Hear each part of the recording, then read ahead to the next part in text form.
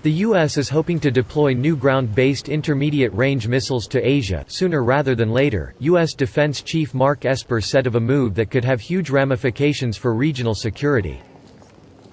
Esper's remarks were likely to raise already soaring tensions with Beijing and add to fears of a new arms race involving the U.S., China, and Russia. "Yes, I would like to," Esper said late Saturday when asked if the United States was considering deploying new medium-range conventional weapons in Asia now that Washington is no longer bound by the Intermediate-Range Nuclear Forces (INF) Treaty, which the U.S. formally withdrew from a day earlier. "We would like to deploy a capability sooner rather than later," Esper said, according to a transcript released ahead of his arrival in Sydney for the start of a week-long tour of Asia. "But with, programs like this, it takes time. You have to design and develop, and test and do all those types of things. I would prefer months," he said in regards to deployment. "But these things tend to take longer than you expect."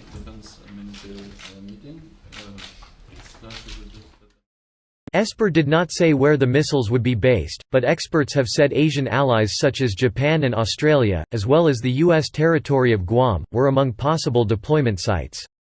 "I wouldn't speculate because all those things depend on our plans," Esper said. "Those are things you always discuss with your allies." U.S. President Donald Trump has pinned much of the blame for Washington's exit from the INF agreement on Russian violations of the Landmark Pact. But a closer look shows that China's buildup of its missile forces, which pose a grave threat to U.S. military bases in Japan and elsewhere in the region, also played a large part in the decision to abrogate the 1987 arms control deal. Trump said in October that the U.S. would scrap the 1987 treaty between Washington and Moscow, which banned all land-based missiles with ranges of 500 to 5,500 kilometers (310 to 3,420 miles). The pact covered missiles, known as short and intermediate range, that can carry both nuclear and conventional warheads but did not ban air or sea-launched weapons.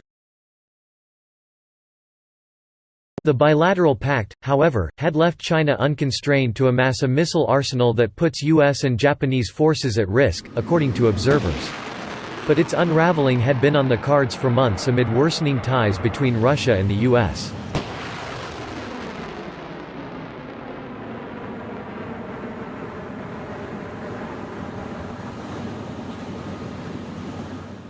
In 2014, the administration of then U.S.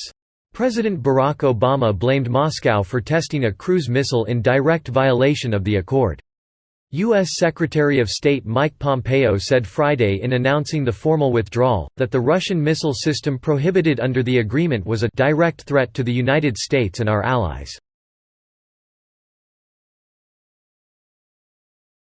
Washington is now free to compete with China, whose arsenal is largely made up of weapons prohibited under the INF Treaty, to which Beijing was never a signatory.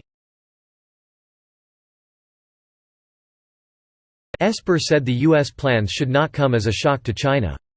"That should be no surprise because we have been talking about that for some time now," he said.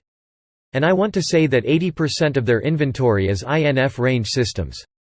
So that should not surprise that we would want to have a like capability," he added.